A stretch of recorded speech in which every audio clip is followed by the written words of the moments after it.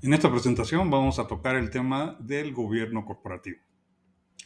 El gobierno corporativo es una forma de administración en donde se eligen reglas mucho más profesionales para que una sociedad anónima o una sociedad anónima especializada sean administrados. Este régimen es originalmente aplicable a las sociedades anónimas bursátiles. Nace en la ley del mercado de valores para las sociedades anónimas bursátiles. Sin embargo, la ley establece este régimen como optativo para las sociedades anónimas promotoras de inversión, las SAPI. Y también nosotros creemos, y así lo hemos hecho con nuestros clientes, es aplicable de manera voluntaria, si así lo desean, los socios de cualquier sociedad anónima normalita, ordinaria, así le llamaremos aquí una sociedad anónima ordinaria. Si bien, como les digo, es un régimen que la ley del mercado de valores contempla como obligatorio para las sociedades anónimas bursátiles, a través de este procedimiento es posible lograr una profesionalización muy profunda en las sociedades anónimas. Empecemos por el principio. Expliquemos qué es el gobierno corporativo. Históricamente, a nivel internacional, los empresarios se percataron de la necesidad de profesionalizar la administración de las sociedades anónimas y de las LLCs o de las sociedades corporation en Estados Unidos y en otros países, que son similares a las sociedades anónimas mexicanas. La necesidad de especialización en la credibilidad de la administración de la sociedad es la que dio origen a todo este cúmulo de necesidades y de observaciones prácticas del resultado de la vida corporativa de las empresas. Entonces, derivado de todo este código de mejores prácticas corporativas, las empresas a nivel internacional crearon una serie de pasos y requisitos para buscar que las sociedades anónimas sean administradas de la mejor manera posible. A esto se le conoce como mejores prácticas corporativas. Y esas mejores prácticas corporativas fueron incorporadas en la Ley del Mercado de Valores en México para regular la administración de las sociedades anónimas bursátiles. No obstante que esto nace para la sociedad anónima bursátil y como hemos expuesto anteriormente, es un régimen optativo para un régimen intermedio de sociedad anónima especializada que está entre la ordinaria y la bursátil, que es la sociedad anónima promotora de inversión. Entonces, para la SAPI es optativo y de manera voluntaria los socios pueden regir una sociedad anónima ordinaria por este tipo de reglas. Al final son las recomendaciones que derivan de la experiencia de la práctica corporativa a nivel nacional e internacional. En México también tenemos un código de mejores prácticas corporativas y todo esto concluye en la necesidad de crear precisamente lo que ahora conocemos como gobierno corporativo. El gobierno corporativo entonces nace como una estrategia comercial de las empresas para lograr credibilidad con los inversores, hacer más transparente la administración de la sociedad, crear desde luego herramientas que hagan que la sociedad tenga todos los organismos internos necesarios para funcionar de manera más eficiente y que la transparencia en la administración de los recursos de la sociedad anónima llegue a un nivel hiperlativo. Uno de los principales elementos que tiene un gobierno corporativo en una sociedad anónima o una sociedad anónima especializada es la existencia de órganos intermedios.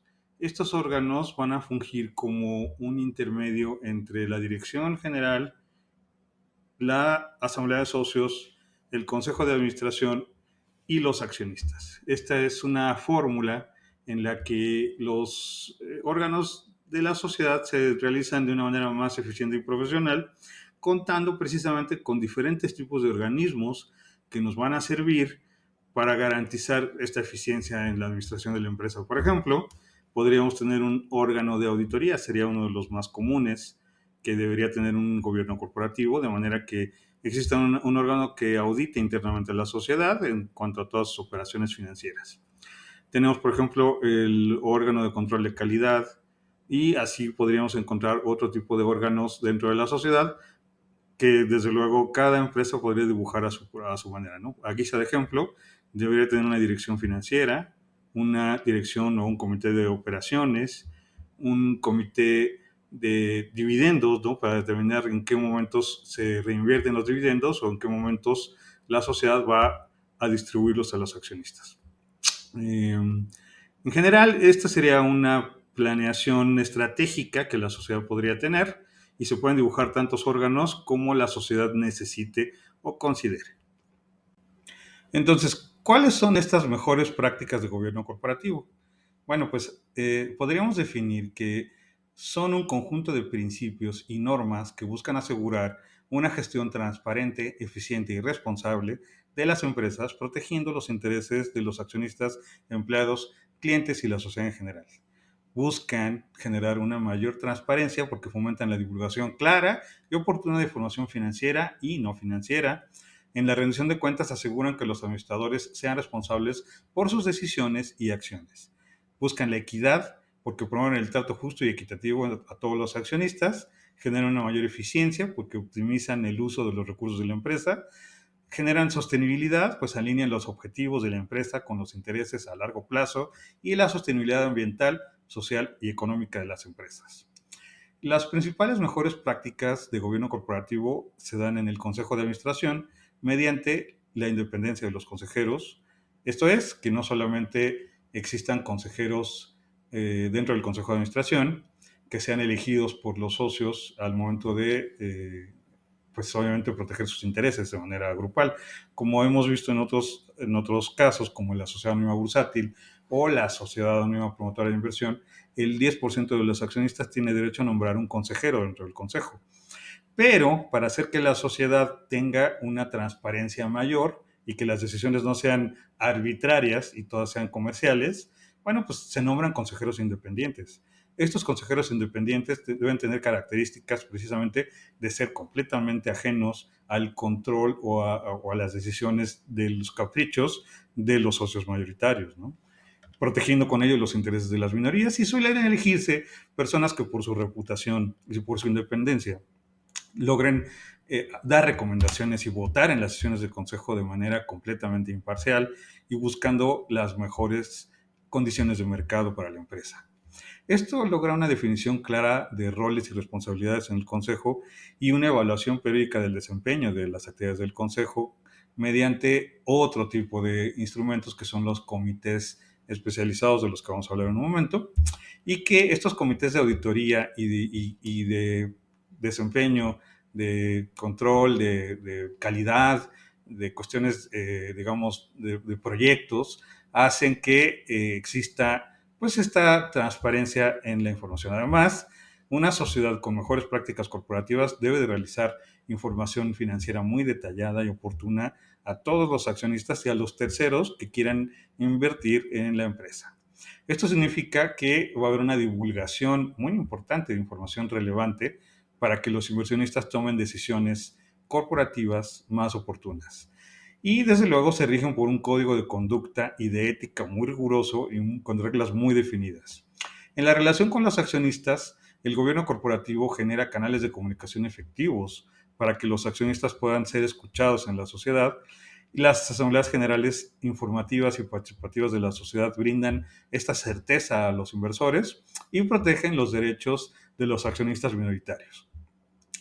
En cuanto a la gestión de riesgos, se logra a través del Consejo de Administración de Gobierno Corporativo la identificación y evaluación de todos los riesgos, la implementación de planes de contingencia y sistemas de control interno.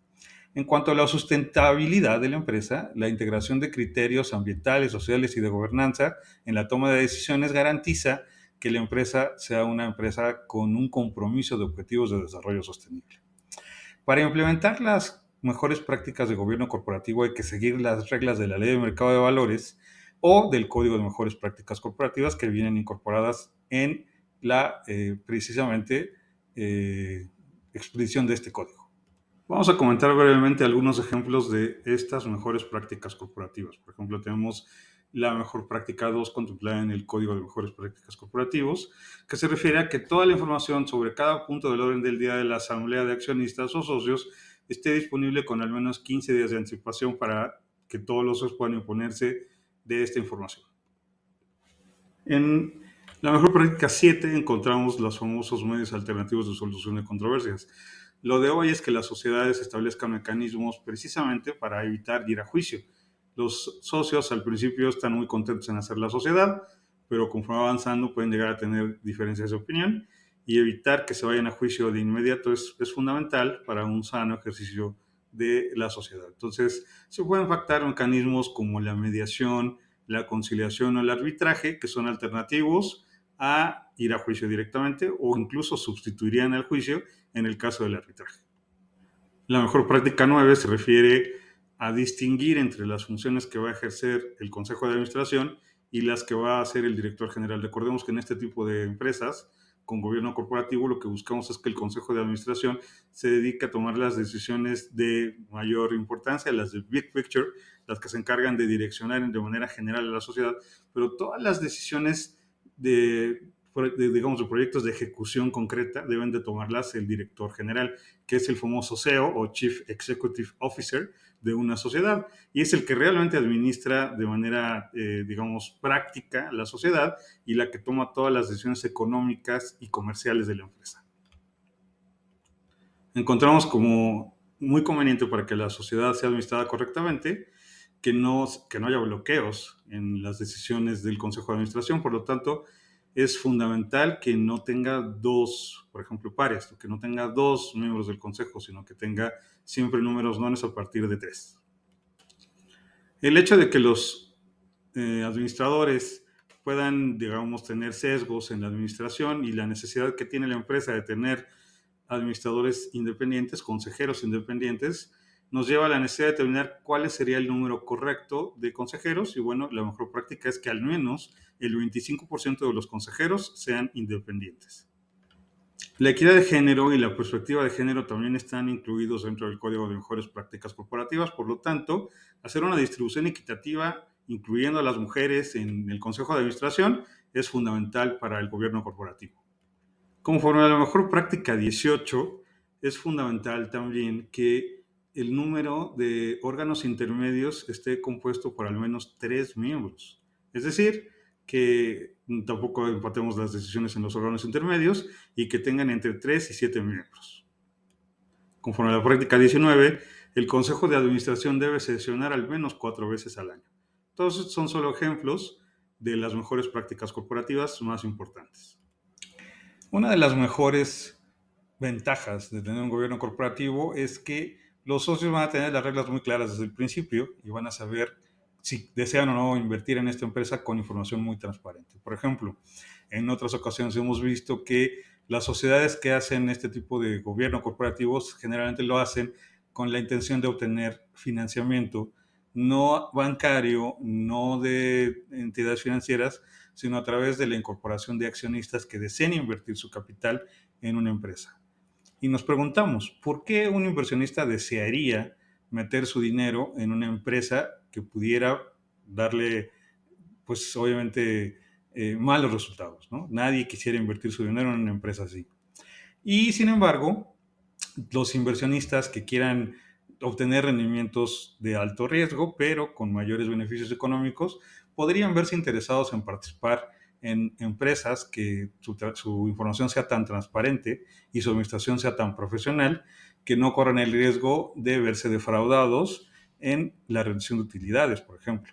Entonces, un gobierno corporativo en realidad lo que hace es invitar a los inversionistas a meter su dinero en una empresa, ¿no? Quitando todos los downsides o los problemas que hoy encontramos en las sociedades mexicanas. Recordemos que es muy común que en las empresas los administradores tomen decisiones por capricho, por beneficio personal, incluso para dejar de pagar impuestos. Lo que hacen es gastarse los dividendos y las utilidades de los socios, reinvirtiéndolas en la sociedad o inflando un poquito sus gastos, ¿no? Comprando cosas que no son tan necesarias, que son deducibles de impuestos, y las empresas generalmente buscan matar el impuesto sobre la renta a través de gastos comprobables, pero que al final tal vez no sean tan comercialmente útiles. Por ejemplo, contratando personal a sobreprecio, comprando incluso inmuebles que no son completamente necesarios, o gastando en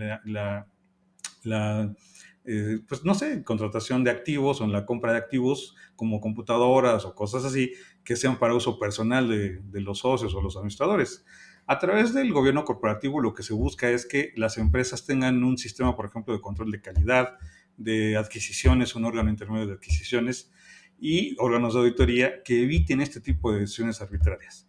Así, de esta manera, la sociedad puede tener socios fundadores serie A, por ejemplo, socios de voto limitado serie B, o accionistas sin derecho a voto en la serie C o otro tipos de series, y ninguno de ellos considerará el riesgo o tendrá riesgo de que su capital sea mal invertido, precisamente porque existen los mecanismos de transparencia y auditoría necesarios para que su inversión esté bien administrada.